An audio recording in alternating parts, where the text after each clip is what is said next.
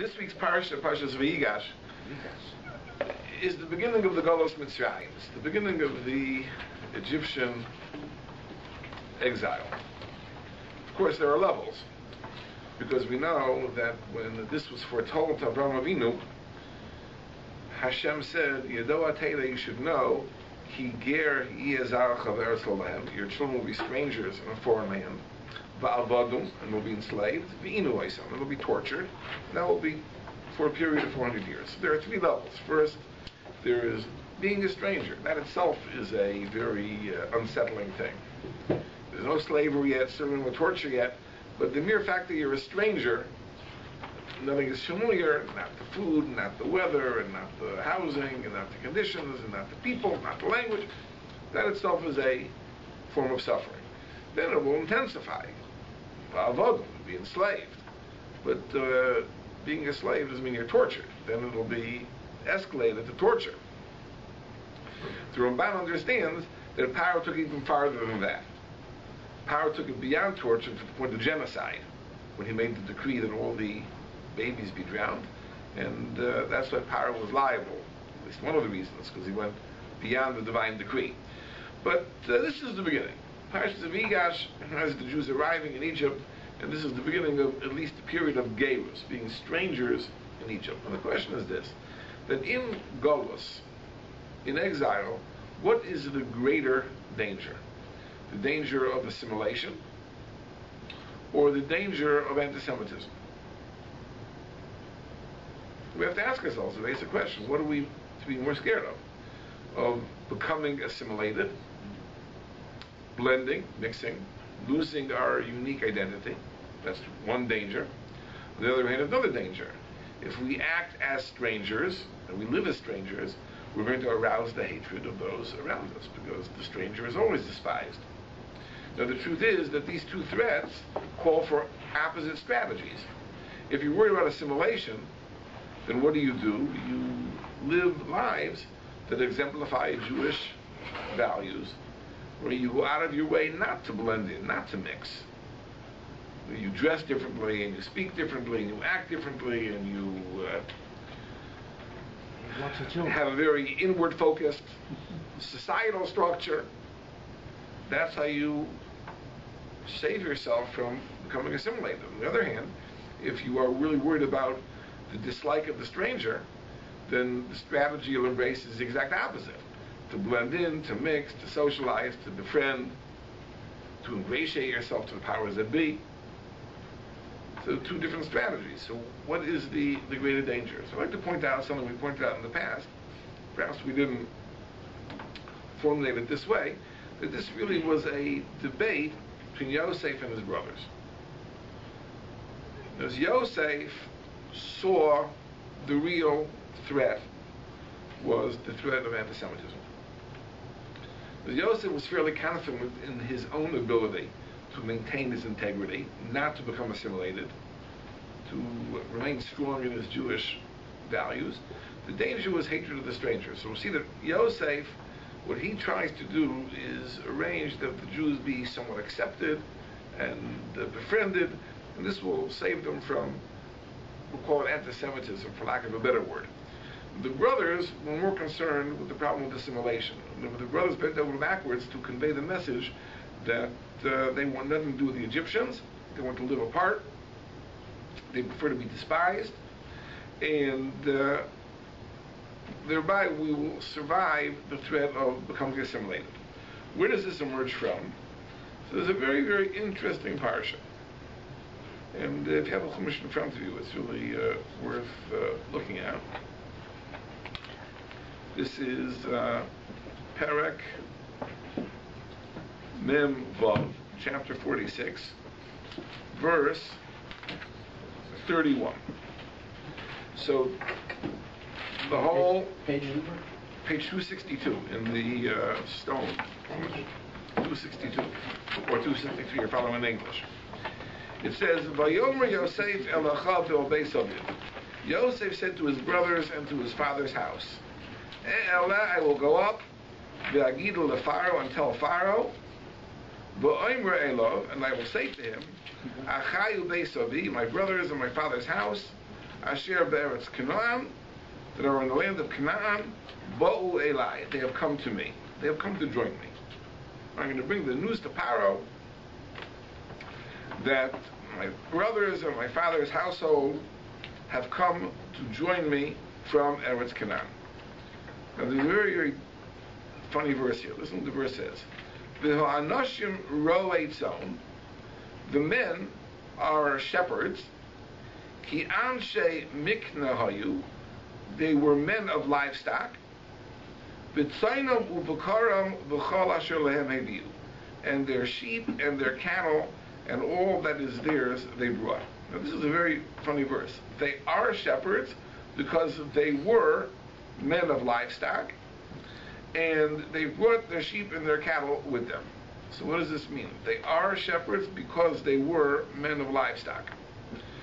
And we pointed out in the past, partially based on the commentary of the Netziv, we departed a little bit from his analysis, that the difference between Ro'ei Tzon versus Anshe Mikna, the Ro'ei Tzon are the people that actually tend the sheep. They graze the sheep, they take the sheep in, take the sheep out, they actually tend the animals themselves. Anshe Mikna, men of livestock, these are the people that own the enterprise. They own the herds, they own the flocks. They don't deal with the individual animals, they don't feed them, they don't graze them.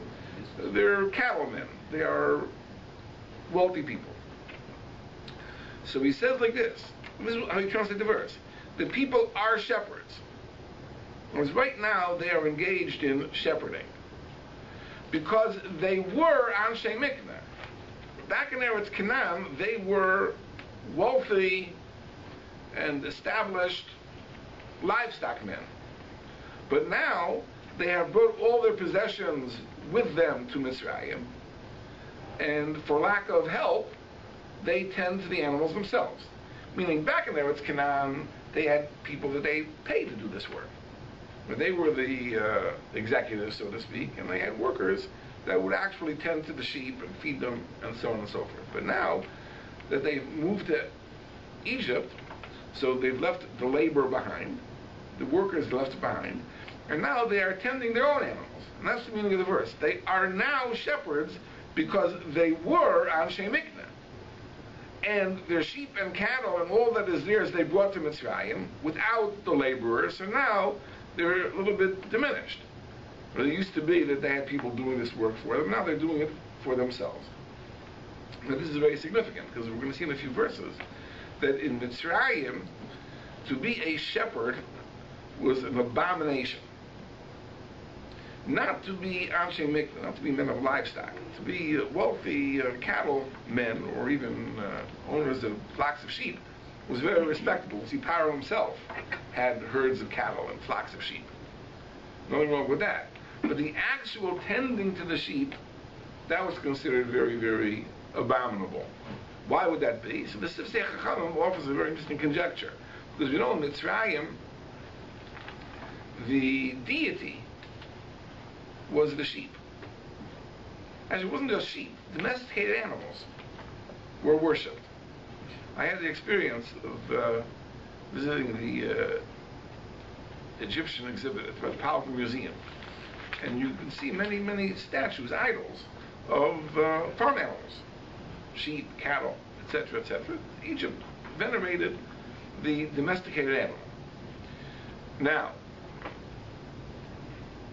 the people that actually tended to the animals, that lived in close proximity to them, saw the animals for what they really were, which is animals.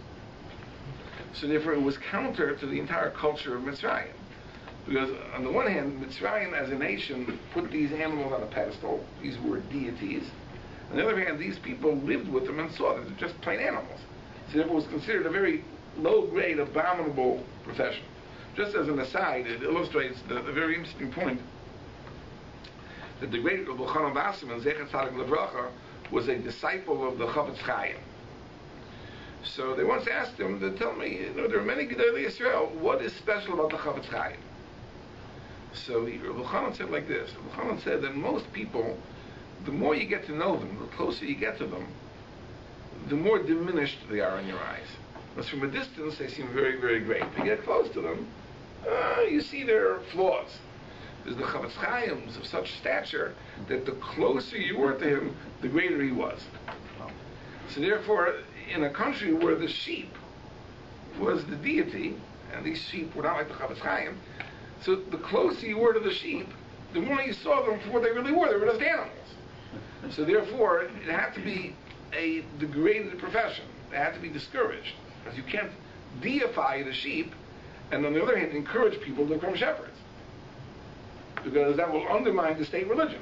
So as a consequence, what you have to do is you have to say that, okay, look, some people have to do it, but, this is only for the most degraded people.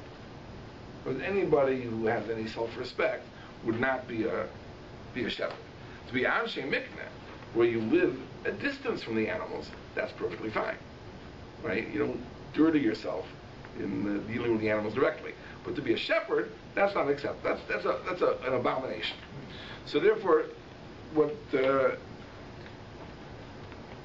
Yosef told the brothers is, I'm going to tell Paroh that you are Ro'ei Tzon, but only recently so. Because out of necessity, you become Ro'ei Tzon. Because you were once Anshe Mikneh. In Eretz Canaan, you were successful Anshe Mikneh. You didn't deal with the animals themselves. But now you've come down to Mitzrayim, you can't take your staff with you, so necessity they become Ro'ei Tzon. But really they were always Anshe Mikneh. Now, V'haya, and Yosef gives them instructions. Ki yikbor lachem Paroh, when Paroh will call you, V'omar ma ma'asechem, and he will ask you, what do you do? What is your occupation? What do you do for a living? Now this, by the way, is fantastic. We'll see in a moment, that is in fact Paroh's first question. He asks, Ma ma'asechem, what do you do for a living? And Yosef foresaw that Paroh was going to ask this question. Now this is a very important thing, because it rings true. When we meet somebody, what's the first question we ask? What do you do? Right? Now why is that? Why is that the first thing we ask? Because we live in a society which defines you by your occupation. Well, what are you? I'm a lawyer, I'm a doctor, I'm a filmmaker, I'm a politician. Whatever it is, your occupation defines you. That is not a typically Jewish thing. Let me tell you an amazing, amazing story. I have a friend who once applied for a rabbinic position. And we were friends back in California and Los Angeles. And Los Angeles was a city where, Baruch Hashem, there were many, many wealthy Jews, and they were influential. As the saying goes, there was hot the mayor, hot the deya. In Yiddish, the person who has the 100 has the opinion. It loses a bit in translation, but money talk. That's how the saying goes. Anyway, he applied for a rabbinic position in Baltimore. Baltimore is a much more,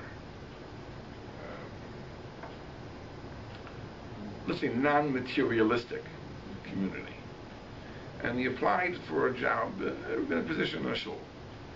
And there was someone taking him around, and he was pointing out to various people that if he wanted this job, he'd have to really get to know these people. So his guide said, you see that person over there?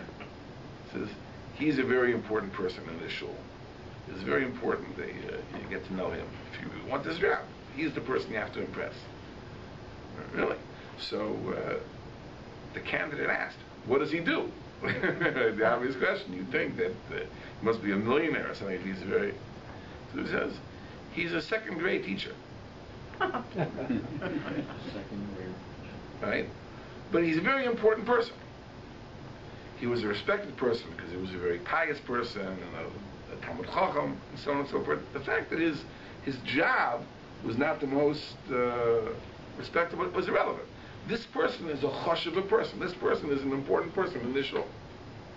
Right? It's an amazing thing when you think about it. And that's really what the Jewish way should be. Because we should not define people by their profession. Your profession is how you put bread on the table. which ultimately is only of concern in this world, not in the next. In the next world, we don't have to eat.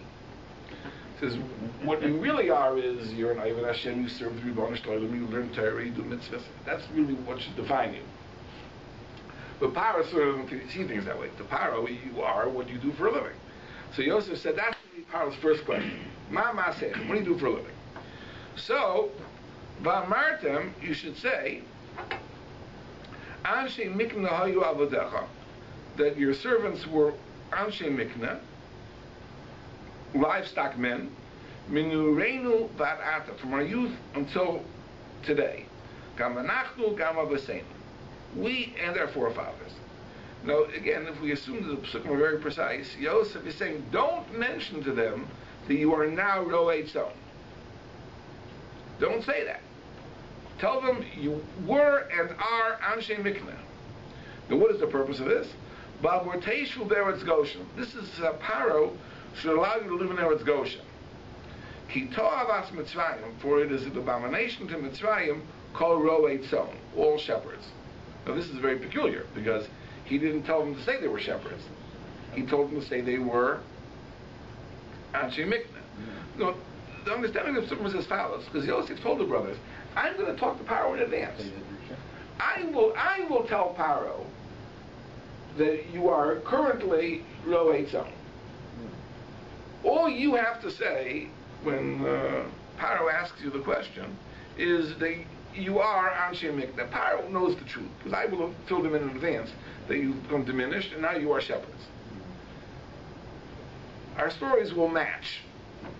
But the tachlis, the purpose of the whole enterprise is that Paroh should allow you to live in Eretz Goshen. Eretz Goshen was a very isolated area, and the Jews wanted that. The Jews didn't want to live in the hustle and bustle of Mitzrayim, and therefore it was very important that Paroh know that they were ro'ei tzon, and Paroh would therefore give them Eretz Goshen because it's an abomination to be a ro'ei tzon. But it was very important that they not say to Paroh that they were ro'ei tzon. It was very important that only Yosef should mention this, not that they should mention this. He says, why is that? Well, it's very simple. Yosef said it's very important that Paroh should get the impression that you are trying to make a nice impression on Paroh. In other words, Paroh should feel that you are trying to put your best foot forward. That you're not going out of your way to antagonize Paroh. Therefore, it's very, very important that you have to tell Paroh you are Anshe Mikna. Now, in that sense, you'll be working against yourself. Because if you want to get Eretz Goshen, really, then you have to make the case that you're ro'ei tzon. Because Anshe Mikna can live among the Egyptians. Because they're respected, they're cattle owners, livestock men. Right? If you want to live in isolation, the case has to be that you are ro'ei tzon. But you don't say that. I will say that. Why? Because someone has to tell Paroh, but not you. You have to present yourselves in a way that Paroh will think that you're trying to make a nice impression, that Paroh, you're concerned for what Paroh will think. That's what you have to do. So on the one hand, I will have to degrade you, but you don't degrade yourself in the presence of Paroh. That's Yosef's strategy. So, what happens?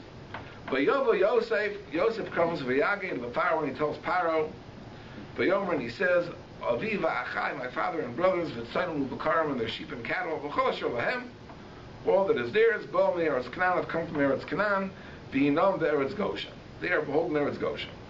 U'miktzei Achav, and from among his brothers, Loka Chamisha Anashim, he took 5 men, a delegation of 5, Vayatsigem Lefnei Paroh, and he stood them before Paroh.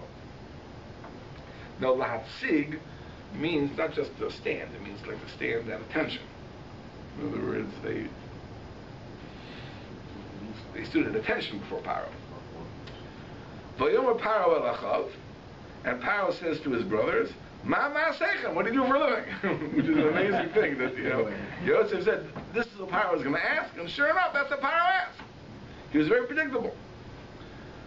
Vayomer el Paroh, so they said to Paroh, Ro'ei tzon avodecha, your servants are shepherds. which was the exact thing that Yosef told them not to say. Yosef says, I will say that. You say that you're Anshe Mikna. And they say, no, we're Ro'ei Tzon. We're Ro'ei Tzon. But Yom Wal Paroh, they said to Paroh, continuing, Logur Ba'aretz Bonu. Now this pasuk should be familiar. From the Haggadah, we say Pesach. And this is what the verse means. Logur Ba'aretz Bonu. We have come to live here temporarily. Ki ein mirah latzon shel avadecha. Because there is no pasture for your servant's sheep. Ki chavei harav eretz Canaan, because it's very heavy famine in Eretz Canaan. Va'ata now yeshu na avodecha be'eretz Goshen. That let your servants live in Eretz Goshen, far away from you, in isolation. In other words, they bend over backwards to insult Paroh. First of all, we are Ro'ei Tzon, we are shepherds, which of course is an abomination to Mitzrayim. Number two, don't think we really have any interest in living here, right? We're only here temporarily because in the meantime there's a problem, there's a lack of grazing land, so therefore we have to come here. We really don't want to be here, right? And thirdly, let us live far away from you in isolation. There it's Goshen, which also, Yosef's plan was not that we should ask for it, because I will hint that you're Ro'ei Tzon, and therefore Paroh will come up with this brilliant idea, right? But not that you should ask for it, because asking for it is an insult. It's like, I come to your house, and you want to put me up in the house, and say, maybe I can sleep in the garage, don't put me here. But Paroh is very, very well skilled in diplomacy and statesmanship. So Paroh doesn't even speak to the brothers at all. It says, Vayomer Paroh el Yosef. May more. So Paroh turns to Yosef and he speaks to Yosef. He says, Avicha v'achecha bo'u elecha. I see that your father and brothers have come to join you, which of course was not the case. Right? They did not come to join Yosef. They came because there was no grass.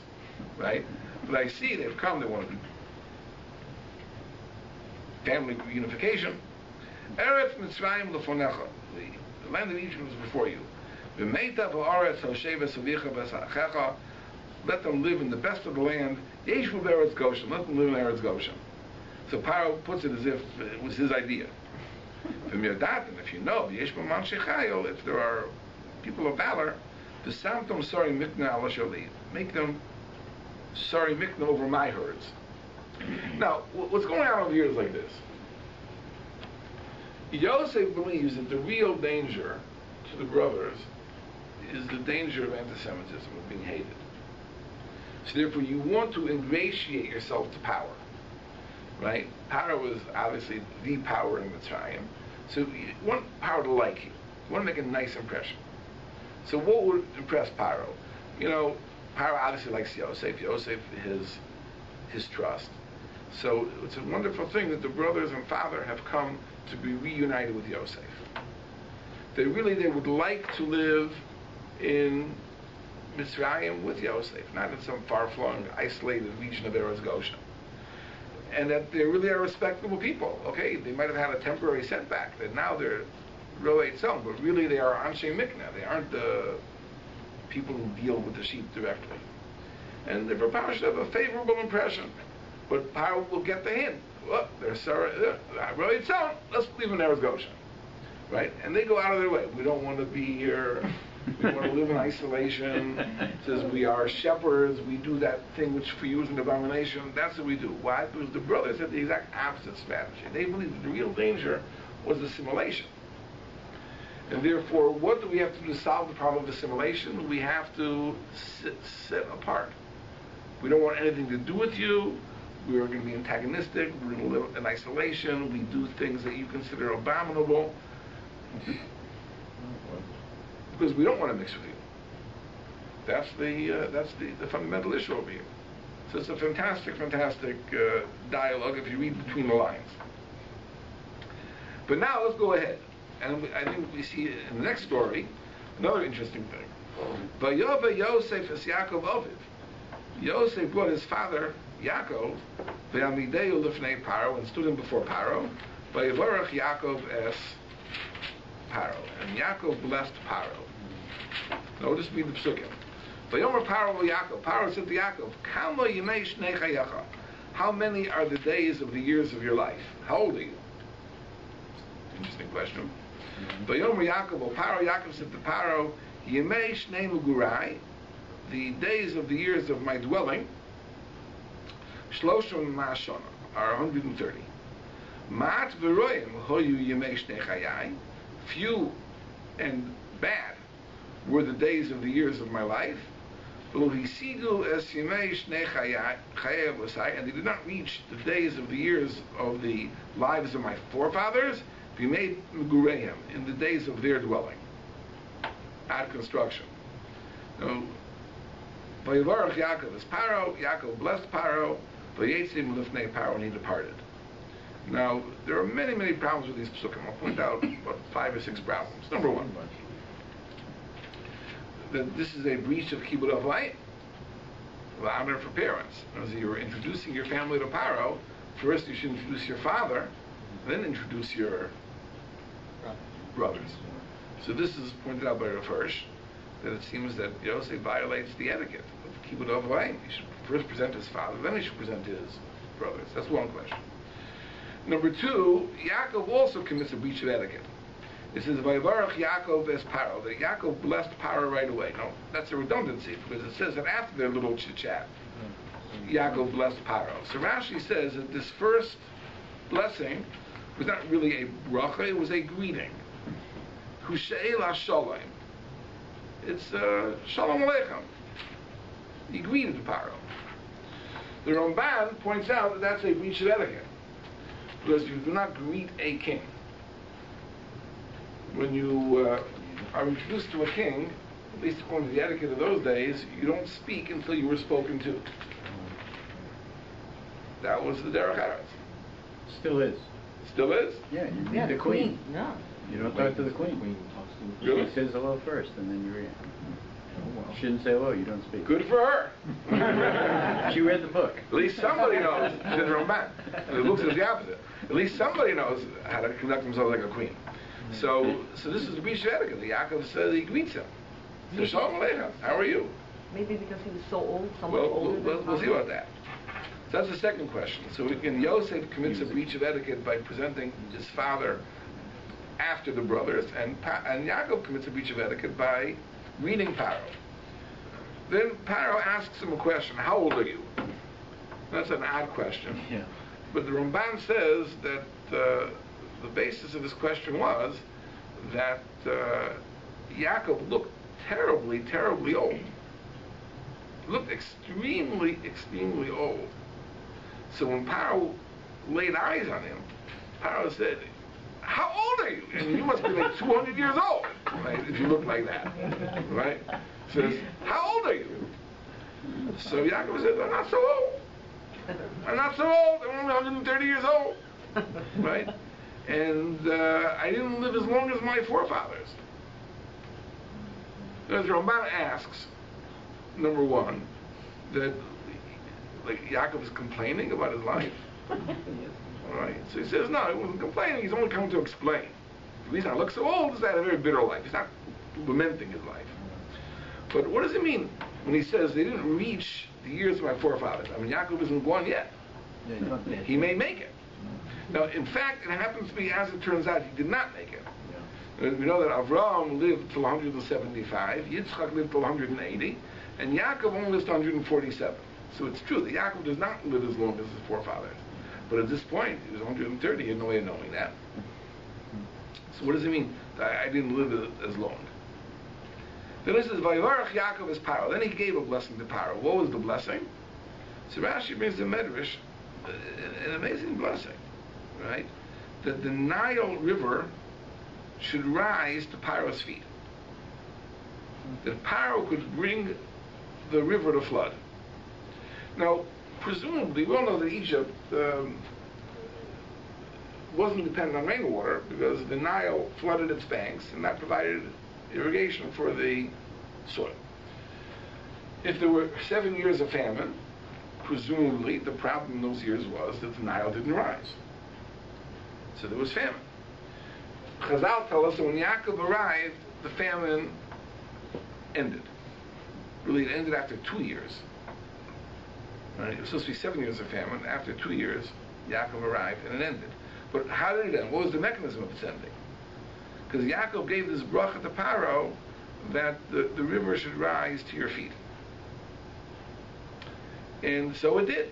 And that's why the famine ended. The question is, of all the blessings that Yaakov should have given, this is the blessing he should have given. I mean, this is the type of blessing that could lead people to make a mistake and deify Paroh. Now we know that the Egyptian pharaohs were worshipped as gods. But certainly enabling Paroh to do this type of miracle would contribute to that. So it's very strange. This is the bracha that Yaakov should give. There's another question in this whole little discussion. I pointed this out from the Sefer Matei Elokim. Now, this is a meeting of two great world figures. You know, the great monarch of the greatest empire of the time, the Pharaoh of Egypt, and the great spiritual leader, Yaakov Avinu. You would think that their conversation would be matters of great consequence. Yaakov is introduced to Paroh, and this is all Paroh has to ask, like, how old are you? That's it? Like, what is the issue over here? So we explain that the issue really is as follows. The reason that Yaakov greeted Paroh is because Yaakov saw himself as Paroh's equal. He didn't see himself as being inferior to Paroh in some way, like Paroh is the mightiest king of the world, and I'm a lowly nobody. Says Yaakov saw himself as an equal. It says it may be in the worldly matters Paroh is very, very great, but in spiritual matters I'm as great. So Mashal, what is this comparable to? You know, when presidents of the United States, visit the popes, right? They bow before the Pope and they kiss the Pope's ring, and they do whatever they do. And when they come out, they say, I was so humbled to be in the presence of such spiritual greatness. Now, the President of the United States, right, is the president of a massive country, 300 and whatever million people, you know, a mighty military, nuclear arms. What does the Pope have? Right, his whole country is 1/5 of a square mile, right? But he's the king of the kingdom of heaven, so to speak, at least from a Catholic perspective. So therefore, the President of the United States, the most powerful man on earth, in a temporal sense, is humbled to be in the presence of the spiritual greatness of the Pope. So Yaakov does not feel himself to be the inferior of Paroh. Maybe he feels himself to be the superior of Paroh, right? So when Yosef presents his father to Paroh, Yaakov feels it's totally appropriate to extend him greetings. He says, Shalom Aleichem, how do you do? But he doesn't feel that there's anything wrong with that. It's perfectly acceptable. Nothing wrong with that. And he does. So Paroh immediately has to set things straight. And Paroh has to show that I don't consider you as having anything to teach me. You're going to teach me something? And therefore, the whole aim of Paroh in this conversation is to totally trivialize the meeting. So instead of discussing great issues, world issues, it becomes chit-chat. It says, wow, you look so old. How old are you? Right? As if to say, like, don't talk about spirituality and spiritual aspirations and goals.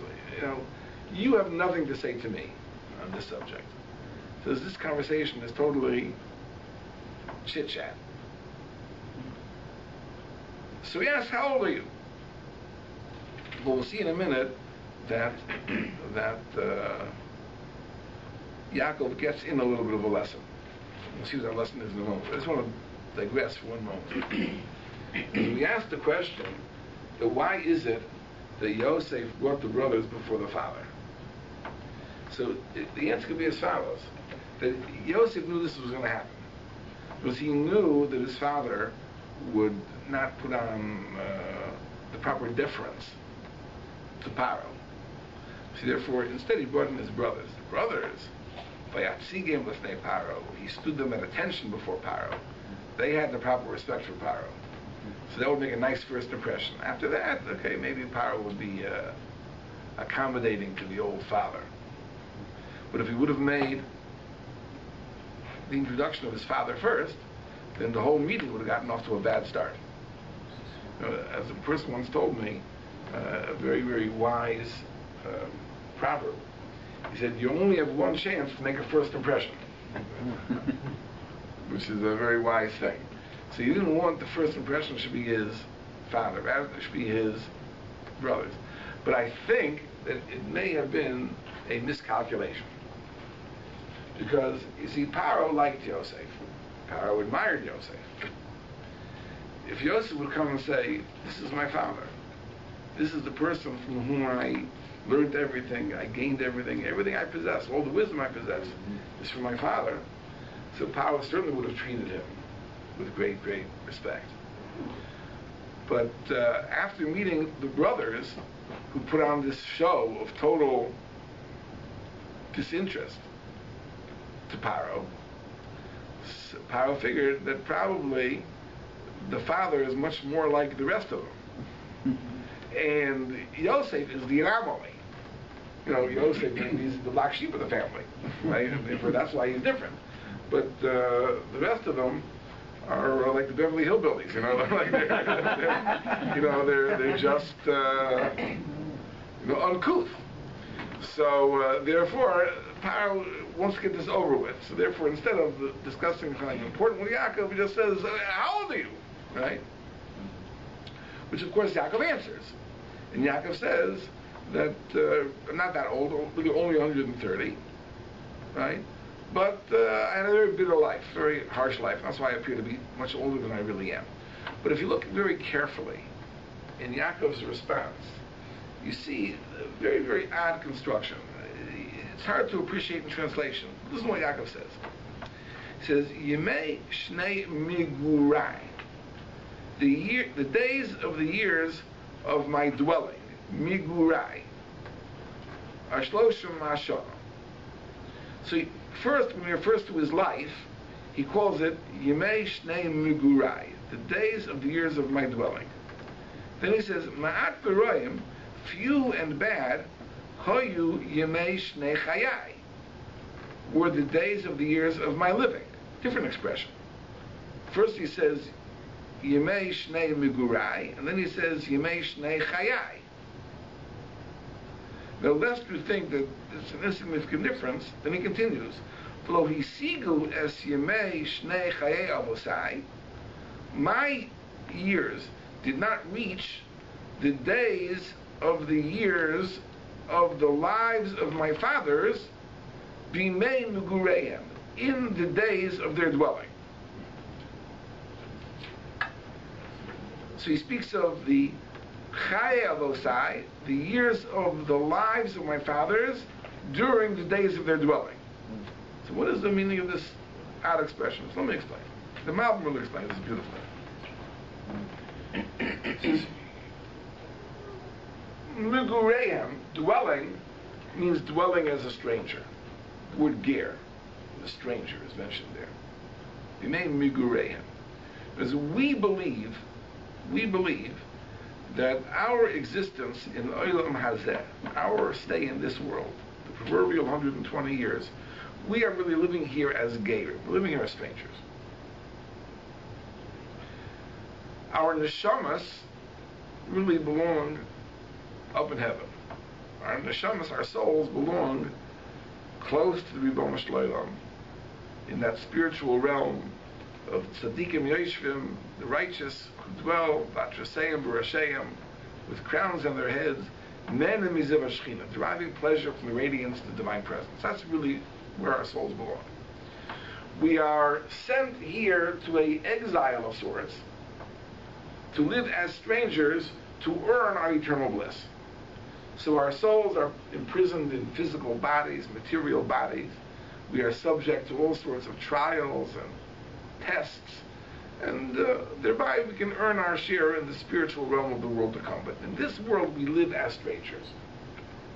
So our lifespans in physical bodies are called Yemei Megureim. These are the days of our dwelling. These are the days of the years that we dwell as strangers. Now, is this life? If a person is 130 years old, how much time has he really lived? Now, Yaakov says that life is not the same thing as dwelling. Whereas dwelling is the amount of time in which your soul is in a body and you're alive. That's dwelling. But living means the time which is devoted to meaningful, productive activity. So how many years do you live in this world? You may dwell in this world for 120 years. Your soul is in the body for 120 years. But how much of that 120 years are you really living? So let's say you sleep. Some people sleep more than others. Okay, you have to sleep. That's not really time that you're living. You're existing. You're dwelling. You're not living. So how much does a person sleep?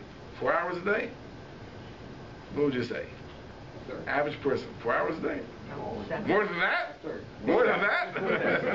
Right? Okay, 6 hours, 7 hours, 8 hours a day. So you sleep. And then what about the rest of the time? People are stuck in traffic. Right? So is that called living? Being stuck in traffic? They will all agree. But being stuck in the tape maybe is better. But if you're stuck in traffic listening to talk radio, you're not living. Right? That's not life. Right? Many people's professions aren't called life. It depends. If you're one of the lucky people that is doing something which makes a genuine contribution to society, then your work hours could be called living. But if you're one of those people who just lives in something, does something for a living which just makes money but doesn't make a valuable contribution, right? Then you're not living during your work hours either. So I remember hearing a story once about a cemetery in a certain city. And it said that on the tombstones it said, here lies Harav Hagoyin, the great, excellent Torah scholar. He died at the age of 10 years old. Right? And here is the great tzaddik, and he lived until he was 8 years old. Very, very odd. So the person touring the cemetery asked what was going on over here. So he said, like, well, that's the reality. That person says 10 years old. He was 80 when he died. But figure, but of the 80 years, how much did he really live? He slept a third of the time, so take off a third of the years. And then he ate, and he was stuck in traffic, and he worked in a dead-end job, right? So maybe he devoted a couple hours a day to the things that were meaningful. So when he was 80 years old, he really only had 10 years of life, so he passed away at the age of 10. Right? It's an amazing when you think about it, right? So Yaakov said like this. Yaakov said that I dwelled in this world, right, for 130 years. That's what he said. Yemei Shnei Megurai, the days of years of my dwelling were 130 years. But what about my life? It was few and bad. Meaning they were quantitatively few and qualitatively poor. Yaakov had a rough life. He had many distractions. He had to fight off many enemies. Lavan and Esav, and so on and so forth. So he says that there were few. Out of 130, the amount of time that I really lived, there's relatively few. Fewer than my forefathers. We asked the question, if fewer than his forefathers. Yaakov didn't know how long he would live. What he meant was, it was a lower percentage. If my forefather Avram lived to 175 years old, but those 175 years were all productive from beginning to end, so he was 100%. 100% of the years of his dwelling were years of living. right? But in my case, it wasn't 100%. The years of my living were much fewer than the years of my dwelling. I dwelt for 130 years, but out of that 130, how many years did I really live? We know that for the 22 years he was separated from Yosef, he didn't live. He was mourning, right? The Shekhinah didn't rest upon him, Hashem didn't speak to him. Right? Those 22 years certainly come off. Those were years of dwelling, but not years of living. And even the years that were years of living, you can count them among years of living, but qualitatively, were they the equivalent of his forefathers? No. There still were all the sorrows. Maybe Yaakov was able to cope with them, but certainly qualitatively, his life was affected. So he says that my years of dwelling were 130, but my years of living were few, much less than 130. And qualitatively, they were also bad years.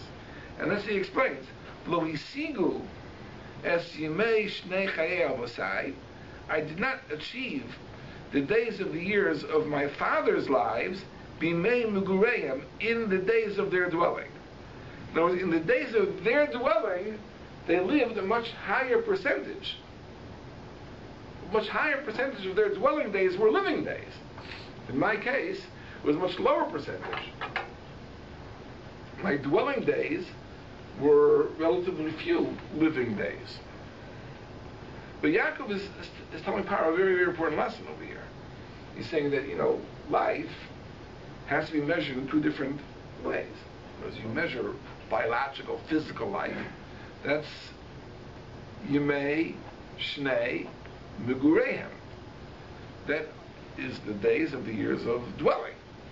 And then living, that's Yimei Shnei Chayai. Those are the days of years of living. But to go back to Paroh's question, when Paroh asked the question, he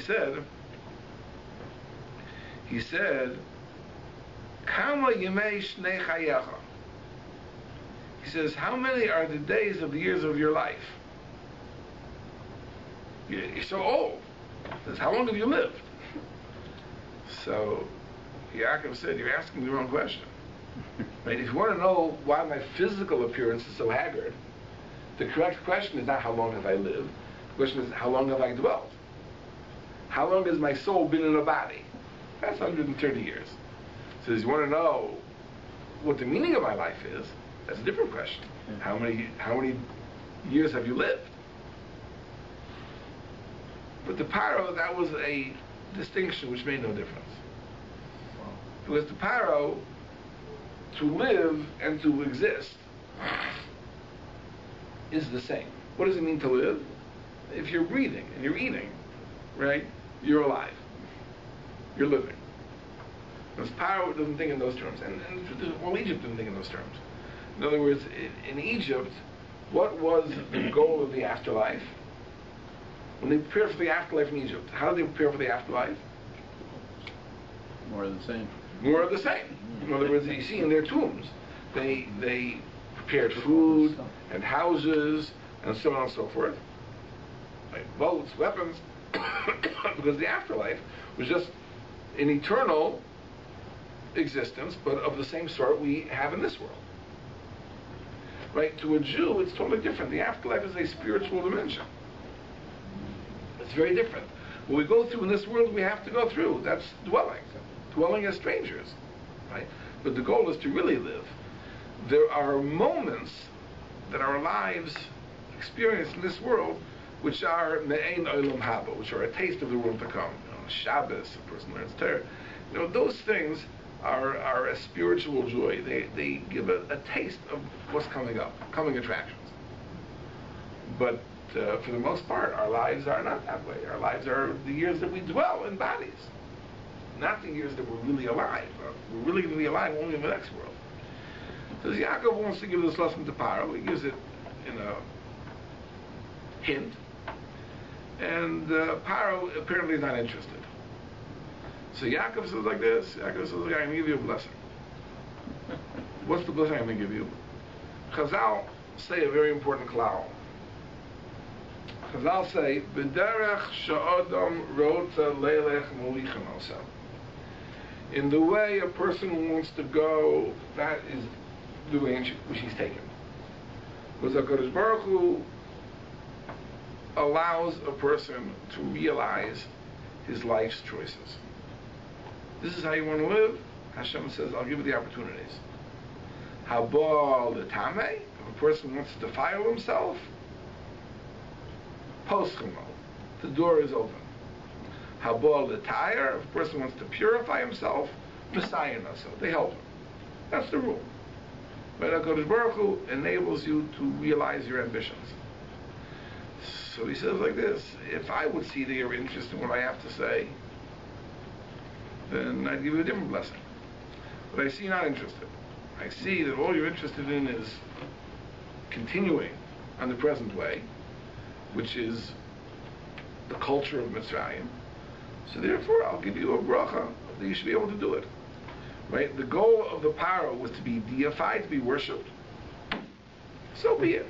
I'll give you a blessing, right, that will facilitate you realizing your ambition.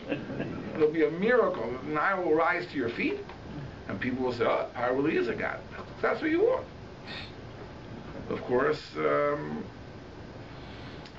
these types of blessings, you really have to worry that when they come true.